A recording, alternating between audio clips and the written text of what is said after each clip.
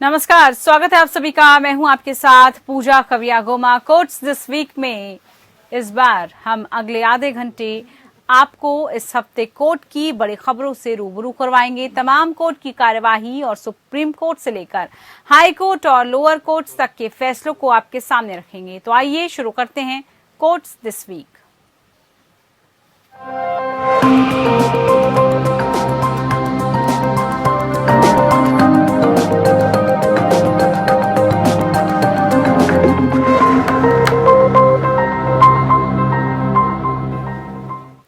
Supreme court ने संविधान के अनुच्छेद 142 के तहत अपनी शक्तियों का प्रयोग करते हुए संयुक्त सीट आवंटन प्राधिकरण को छात्र के लिए एक सीट निर्धारित करने का निर्देश दिया है।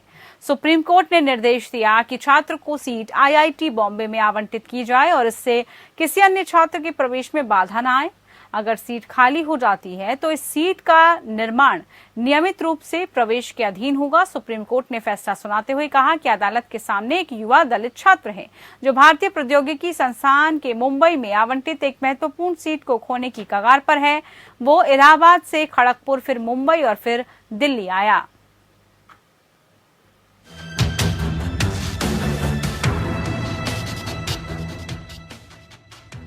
सुप्रीम कोर्ट ने आईआईटी बॉम्बे में एक 17 वर्षीय दलित लड़के के लिए एक सीट बनाने का निर्देश दिया है। ये छात्र आईआईटी परीक्षा के लिए क्वालिफाई कर चुका था, लेकिन समय पर सीट स्वीकृति शुल्क जमा करने में विफलता के कारण एक सीट से चूक गया। आईआईटी बॉम्बे में दलित छात्र के दाखिले पर सुप्रीम कोर्ट ने कहा कि आप छात्र के प्रवेश को लेकर आप हमें बताएं, हम मामले को ऐसे नहीं छोड़ सकते। जस्टिस चंद्रचूड़ ने कहा कि वह आर्थिक रूप से कमजोर है, उसके एडमिशन के लिए उसकी बहन ने पैसे दिए हैं। इसकी हकीकत को ध्यान में रखते हुए उसके लिए एक सीट की व्यवस्था करनी होगी। अगर ऐसा नहीं होता है तो हम आपके खिलाफ आदेश जारी करेंगे।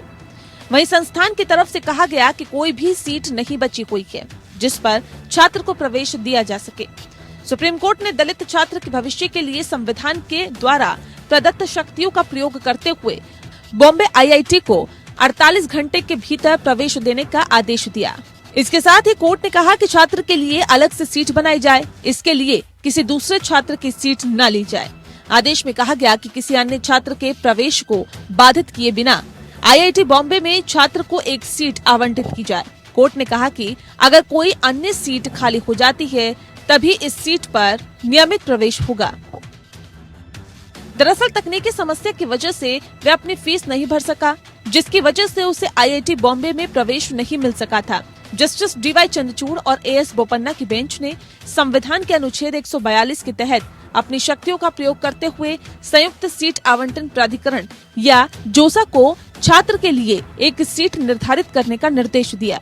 ये निर्देश इसलिए दिया गया कि अगर छात्र का एडमिशन नहीं होता है तो ये न्याय का एक बड़ा मजाक होगा। प्रवेश परीक्षा में आरक्षित श्रेणी में 864वां रैंक हासिल करने वाले याचिकाकर्ता प्रिंस जयबीर सिंह की ओर से पेश अमोल चितले ने कहा था कि अगर उन्हें आईआईटी बॉम्बे में प्रवेश नहीं मिलता है तो वह किसी अन्य आईआईटी संस्थान में भी दाखिला लेने को तैयार है।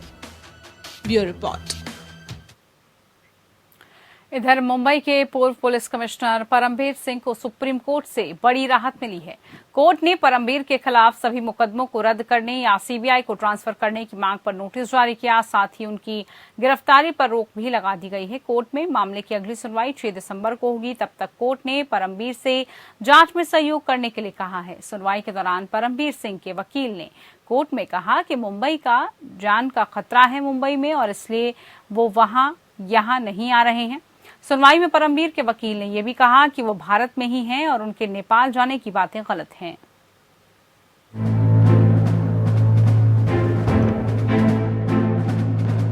महाराष्ट्र के पूर्व गृह मंत्री अनिल देशमुख पर 100 करोड़ रुपए की अवैध वसूली कराने का आरोप लगाने के बाद से फरार चल रहे पूर्व पुलिस कमिश्नर परमबीर सिंह की याचिका पर सुप्रीम कोर्ट में सुनवाई हुई। कोर्ट ने परमबीर सिंह को मुंबई पुलिस द्वारा दर्ज विभिन्न मामलों में गिरफ्तारी से सुरक्षा प्रदान की। साथ ही जस्टिस ए.के. कौल की अध्यक्षता वाली बेंच ने परमवीर सिंह को जांच में शामिल होने को कहा है।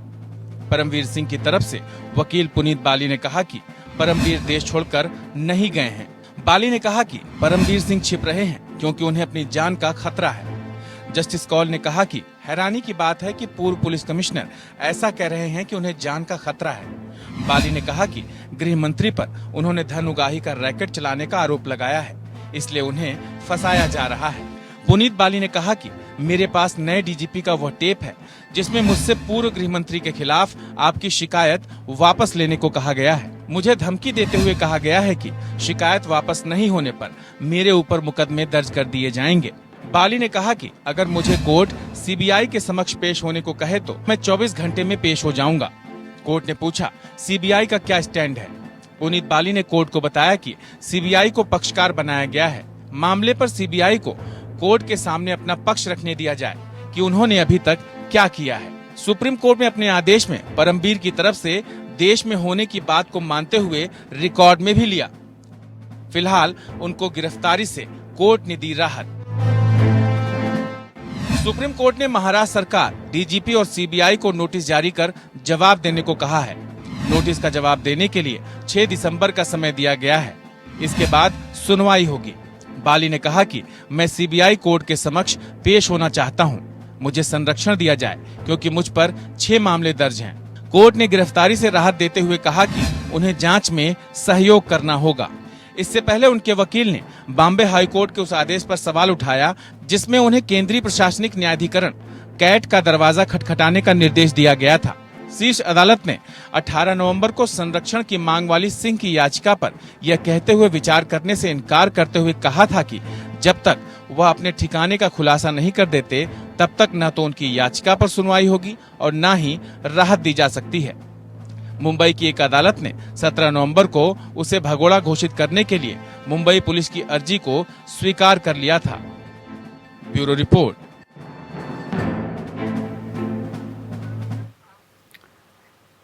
इधर त्रिपुरा में 25 नवंबर को होने वाले चुनाव अपने तय तारीख से ही होंगे। चुनाव टलेंगे नहीं, यह आदेश सुप्रीम कोर्ट ने दिया। चुनाव के दौरान सुरक्षा बंदोबस्त सख्त करने का भी निर्देश दिया गया। साथ में पुलिस प्रशासन को सुरक्षा व्यवस्था चुस्त करने का निर्देश दे दिया गया है। 25 तारीख को अनुपालन रिपोर्ट देने की भी निर्देश दिया गया था। टीएमसी ने आरोप लगाया था कि उनके नेताओं को प्रचार नहीं करने दिया जा रहा और सुरक्षा व्यवस्था भी सही नहीं है। वहीं सीनियर एडवोकेट कपिल सिब्बल ने त्रिपुरा नगर निकाय चुनावों के संबंध में सुप्रीम कोर्ट के तत्काल हस्तक्षेप की मांग करने वाली एक नई याचिका का उल्लेख किया। त्रिपुरा निकाय चुनाव को लेकर कपिल सिब्बल ने सुप्रीम कोर्ट के आदेश का पालन न किए जाने को लेकर मेंशन किया है।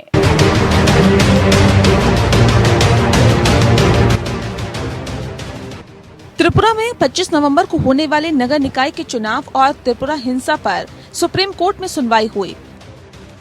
सुप्रीम कोर्ट ने त्रिपुरा सरकार से चुनाव प्रचार से लेकर परिणाम घोषणा तक किए गए सुरक्षा के इंतजाम पर सवाल करते हुए जवाब मांगा है। सुनवाई के बाद सुप्रीम कोर्ट ने चुनाव टालने की मांग को ठुकराया। साथ में जस्टिस चंद्रचूड़ ने अपने आदेश में कहा कि DGP, law and order, state election commission के साथ मीटिंग कर निकाय चुनाव को सुरक्षा के साथ संपन्न कराएंगे। इस मामले पर 25 तक अनुपालन रिपोर्ट पेश करना होगा और 25 को ही सुनवाई होगी। सुनवाई के दौरान टीएमसी की तरफ से वकील जयदीप गुप्ता ने कहा कि पुलिस कुछ नहीं कर रही है और खुलेआम हिंसा को अंजाम दिया जा रहा है। उन्होंने कोर्ट को कुछ तस्वीरें भी दिखाई जिसमें हमला करने वाले हेलमेट पहने हैं और घटना स्थल पर पुलिस चुपचाप खड़ी है। हमारे पास कई वीडियो भी है जिसमें स्थिति को साफ तौर पर देखा जा सकता है। मतदाताओं को प्रभावित किया जा रहा है क्योंकि राज्य की मशीनरी और पुलिस काम नहीं कर रही है। कोर्ट ने पूछा, हम चाहते हैं कि निष्पक्ष और सही चुनाव हो, आप बताएं कि काउंटिंग कब होगी। जेठमलानी ने कोर्ट को बताया कि 28 नवंबर को काउंटिंग होगी। जस्टिस चंद्रचूड़ ने ये भी पूछा कि सुरक्षा के लिए क्या कदम उठाए हैं। जेठमलानी ने कहा कि पैरामिलिट्री फोर्सेस और पुलिस सुरक्षा में लगी है और डीजीपी के नेतृत्व में दोनों सुरक्षा में लगे हैं। जेठमलानी ने कहा कि मंगलवार को प्रचार का आखिरी दिन है और 25 नवंबर को मतदान है। याचिकाकर्ता गलत बयानबाजी कर रहे हैं। पुलिस ने सभी मामले में एफआईआर दर्ज की है। राज्य सरकार हर मामले पर नजर बनाए हुए है। त्रिपुरा सरकार की तरफ से महेश जेठमलानी ने कोर्ट को बताया कि सुरक्षा के सीएपीएफ को तैनात किया गया है। TSR Tripura state rifle force को भी चुनावों के दौरान सुरक्षा के लिए लगाया गया है। टीएमसी ने कोर्ट को बताया कि प्रदेश सरकार की तरफ से हाईकोर्ट में बताया गया है कि वीवीपैट और सीसीटीवी के लिए धन नहीं है। टीएमसी की तरफ से कहा गया है कि हमारे नेताओं के खिलाफ कार्रवाई की जा रही है। हमारी पार्टी नेताओं के जरिए ठीक से प्रचार नहीं कर पाई है, इसीलिए 1 हफ्ते का समय देते हुए निकाय चुनाव को 1 हफ्ते के लिए टालने की मांग दोहराई गई है। जस्टिस चंद्रचूड़ ने कहा कि प्रदेश सरकार ने कहा है कि डीजीपी ने यह आश्वासन दिया है कि किसी भी राजनीतिक पार्टी को प्रचार करने से नहीं रोका जा रहा है। सुप्रीम कोर्ट में त्रिपुरा राज्य के वकील ने कहा है कि केंद्र सरकार की तरफ से भी पैरामिलिट्री फोर्सेस तैनात की गई है। जस्टिस चंद्रचूड़ ने कहा कि हम राज्य सरकार से कहेंगे कि इस मामले में 25 तक अनुपालन रिपोर्ट पेश करे और हम इस पर 25 को ही सुनवाई कर लेंगे। Bureau report. सुप्रीम कोर्ट में वायु प्रदूषण पर सुनवाई हुई। इस दौरान कोर्ट ने कहा कि ग्रेटेड रिस्पांस या क्रमिक कार्रवाई की बात कही है। गंभीर स्थिति में जाने की बजाय हमें समय रहते उचित कदम उठाना चाहिए। कोर्ट ने यह भी कहा कि अभी जो प्रदूषण रोकथाम के लिए कदम उठाए जा रहे हैं वो नाकाफी हैं। हम दुनिया को भी गलत संदेश दे रहे हैं। कोर्ट ने कहा कि जब तक हालात नहीं सुधरेंगे हम सुनवाई करते रहेंगे।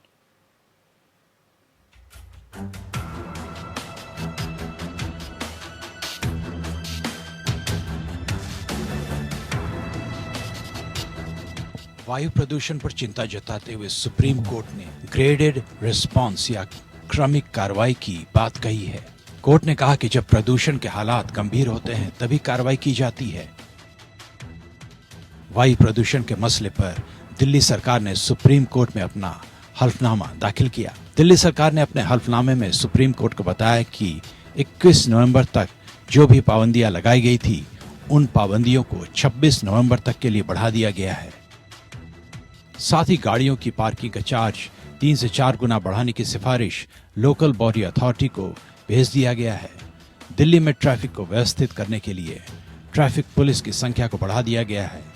दिल्ली सरकार ने डीटीसी और क्लस्टर बसों की संख्या को भी बढ़ाया है। दिल्ली की सड़कों पर धूल को साफ करने के लिए डस्टिंग मशीन की संख्या बढ़ाई गई है।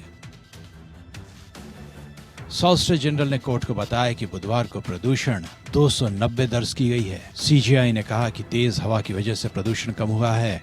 आपके लोगों द्वारा उठाए गए कदमों की वजह से प्रदूषण कम नहीं हुआ। ग्रेडेड रिस्पांस या क्रमिक कार्रवाई की जरूरत है। जस्टिस चंद्रचूड़ ने कहा कि जब हालात गंभीर हो जाता है तब हम उपाय करते हैं। हमें हालात का पूर्वानुमान लगाना होगा। आप समय रहते उचित कदम उठाएं। सॉलिसिटर जनरल ने कहा कि कई अहम कदम उठाए गए हैं। 6 थर्मल पावर प्लांट 30 तक बंद है। कंस्ट्रक्शन पर लगी रोक को 21 नवंबर को हटाया गया है। सॉलिसिटर जनरल ने कहा कि अभी स्कूल बंद रखे गए हैं, पढ़ाई ऑनलाइन जारी है। जस्टिस चंद्रचूड़ ने कहा कि प्रदूषण पर रोक के लिए स्टैटिस्टिक्स के आधार पर प्रदूषण को रोकने की तैयारी करनी होगी। जो तरीके प्रदूषण को रोकने के लिए उठाए जा रहे हैं वो नाकाफी हैं। सॉलिसिटर जनरल ने कहा कि 1007 पानी का छिड़काव करने वाली मशीनें लगाई गई हैं।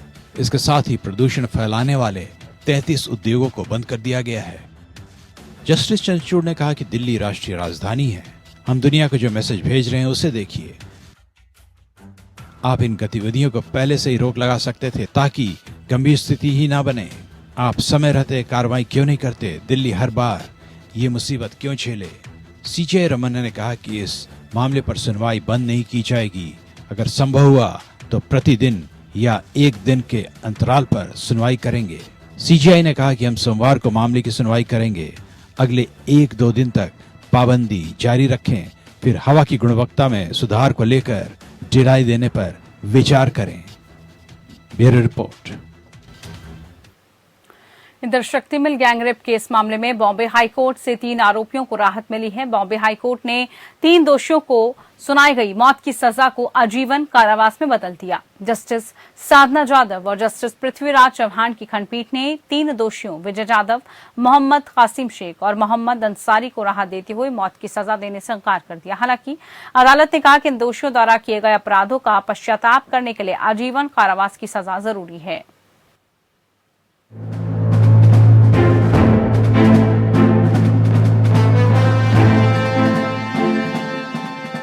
बॉम्बे हाईकोर्ट ने 2013 में बंद हो चुकी शक्ति मिल में एक फोटो जर्नलिस्ट के सामूहिक बलात्कार के मामले में सजा याफ्ता 3 दोषियों को दी गई मौत की सजा को आजीवन कारावास में बदल दिया है। जस्टिस एस जाधव और पृथ्वीराज चौहान की पीठ ने ये फैसला सुनाया। 2014 में ट्रायल कोर्ट ने 21 वर्षीय कासिम बंगाली शेख, 28 वर्षीय सलीम अंसारी और 19 वर्षीय विजय जाधव को भारतीय दंड संहिता की धारा 376 के तहत मौत की सजा दी थी। धारा 376 के तहत बलात्कार के रिपीट अफेंडर्स के लिए आजीवन कारावास या मौत की सजा का प्रावधान है। दिसंबर 2012 में दिल्ली में हुए सामूहिक बलात्कार पर हुए विरोध प्रदर्शनों के बाद इसे आपराधिक संशोधन अधिनियम 2013 के माध्यम से आईपीसी में जोड़ा गया था। घटना 22 अगस्त 2013 की है। एक युवा फोटो जर्नलिस्ट जो अपने सहयोगी के साथ काम करती थी, उसके साथ शक्ति मिल परिसर में 4 लोगों और एक नाबालिग ने बलात्कार किया। मुंबई पुलिस ने 24 घंटे के अंदर मामले का पर्दाफाश किया और 1 हफ्ते के भीतर सभी आरोपियों को गिरफ्तार किया गया। 20 मार्च 2014 को सत्र न्यायालय के प्रधान न्यायाधीश ने प्रत्येक मामले में 4 आरोपियों को दोषी ठहराया। किशोर न्याय बोर्ड ने 2 नाबालिगों पर मुकदमा चलाया। मामले में अभियुक्तों को आजीवन कारावास की सजा सुनाई गई। इसके बाद अभियोजन पक्ष ने धारा 376 को जोड़ने के लिए एक आवेदन दायर किया। याचिका को स्वीकार कर लिया गया। 24 मार्च को जज ने शेख, अंसारी और जाधव को मौत की सजा सुनाई। एक अन्य आरोपी को उम्र कैद की सजा सुनाई गई। सीआरपीसी की धारा 366 के तहत मौत की सजा की पुष्टि के लिए मामला बॉम्बे हाई कोर्ट पहुंचा। अभियोजन पक्ष की ओर से अधिवक्ता दीपक साल्वी पेश हुए, जिनकी साहिल साल्वी ने सहायता की, और अधिवक्ता युग चौधरी को एमिक्स क्यूरी नियुक्त किया गया। एडवोकेट पायोशी रॉय ने उनकी सहायता की। चौधरी ने तर्क दिया कि धारा 376 के केवल तभी लागू की जा सकती है जब पहले सजा दी गई हो, न कि केवल दोष सिद्ध हुई हो। इसका मतलब ये होगा कि दोषी के पास सुधार करने का अवसर था, जिसके बावजूद उसने अपराध दोहराया। चौधरी ने तर्क दिया कि दोनों दोष सिद्धि में केवल 30 मिनट का अंतर था। इसके विपरीत स्पेशल प्रोसिक्यूशन साल्वी ने तर्क दिया कि दोषी सिद्धि और सजा के बीच अंतर था। धारा 376 के दोष सिद्धि को अनिवार्य करती है, जिसकी संतुष्टि इस मामले में हुई है। उन्होंने तर्क दिया कि सत्र न्यायाधीश ने जिरह के लिए गवाहों को वापस बुलाने और सजा की मात्रा पर बहस के लिए स्थगन के आरोपी के आवेदन को खारिज कर दिया था। अदालत ने कहा कि इन दोषियों द्वारा किए गए अपराधों का पश्चाताप करने के लिए आजीवन कारावास की सजा जरूरी है।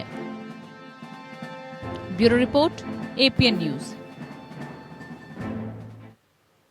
सुप्रीम कोर्ट में संविधान दिवस समारोह का आयोजन किया गया। सुप्रीम कोर्ट बार एसोसिएशन के तत्वाधान में आयोजित समारोह में सीजेआई एनवी रमन्ना ने अधिवक्ताओं से कहा कि वो न्यायपालिका को सहयोग दें और संस्था को प्रेरित हमलों से बचाएं। उन्होंने स्वतंत्रता सेनानियों और संविधान निर्माताओं को श्रद्धांजलि दी।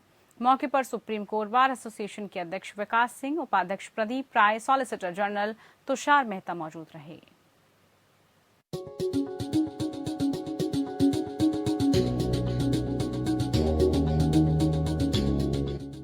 सुप्रीम कोर्ट बार एसोसिएशन द्वारा आयोजित कार्यक्रम में मुख्य अतिथि के रूप में अपना संबोधन देते हुए प्रधान न्यायाधीश एनवी रमन्ना ने वकीलों से अपील की है कि वे न्यायपालिका को सहयोग दें और न्यायपालिका को लक्षित और प्रेरित हमलों से बचाएं। Lastly, I want to tell all of you that you must assist the judges and the institution. We are all ultimately part of one larger family. Protect the institution from motivated and targeted attacks. Don't shy away from standing up for what is right and against what is wrong. प्रधान न्यायाधीश रमन्ना ने कहा कि भारतीय संविधान की सबसे महत्वपूर्ण विशेषता शायद ये है कि ये बहस के लिए एक फ्रेमवर्क प्रदान करता है। इस तरह के बहस और चर्चा के माध्यम से राष्ट्र प्रगति करता है और संविधान का भी विकास होता है। 1949 से लेकर आज तक संविधान समृद्ध दस्तावेज बना है। The Constitution of today, built upon the foundation laid by the framers, is a richer and more complex document than what it was when it was adopted in 1949.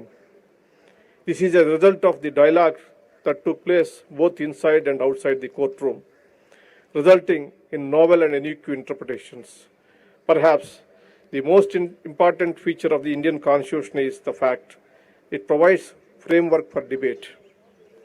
It is through such debate and discussion that the nation ultimately progress, evolves and achieve higher levels of welfare for the people. SCBA उपाध्यक्ष प्रदीप राय ने कहा कि अदालतें नागरिकों की स्वतंत्रता और अधिकारों की रक्षा कर रही है। उन्होंने कहा कि वकीलों को मध्यस्थता प्रशिक्षण की आवश्यकता है। SCBA वकीलों को मध्यस्थता प्रशिक्षण प्रदान करने के लिए न्यायालय की पहल के लिए आभारी है। When my lord has taken over as the Chief Justice of India, I had requested my lord that many members of the bar wants to have mediation training. My lord readily agreed. And today, whoever has applied till 7th of November, they all have got opportunity for the mediation training thanks to Honorable Justice Sanjay Kishan Kaul sir and Honorable Justice Uday Lalit sir. This is a rare occasion when Honorable Supreme Court of India is extending us all kind of help to the bar members in the interest of justice. Mediation is also a very important area in which we should have been earlier also get the training, but now their occasion has come when we all are getting this properly training and all. Solicitor general Tushar Mehta ने अपने संबोधन में कहा कि जब हम अपने पड़ोस के देशों को देखते हैं तो अपने संविधान की महत्वता का ज्ञान होता है। When we look around the neighboring countries either having constitution or not having constitution, and when we find that constitution is merely a printed document and not a vibrant living being, we feel more proud of our constitution. When we see governments crawling before the army despite having a constitution, we feel proud. अपने भाषण के माध्यम से CJI ने वकीलों की जिम्मेदारी पर जोर दिया और कहा कि संविधान और कानून के बारे में अंतरंग ज्ञान रखने वाले लोग बाकी नागरिकों को समाज में उनकी भूमिका और उनके हक और दायित्व के बारे में शिक्षित करें। CJI ने अपने संबोधन में स्वतंत्रता सेनानियों और संविधान सभा के सदस्यों को नमन किया। वहीं CJI ने 50 साल से ज्यादा की प्रैक्टिस कर चुके चुनिंदा वकीलों को सम्मानित किया और उन वकीलों को भी सम्मानित किया जिन्होंने कानून की पुस्तकें लिखी हैं। Bureau report.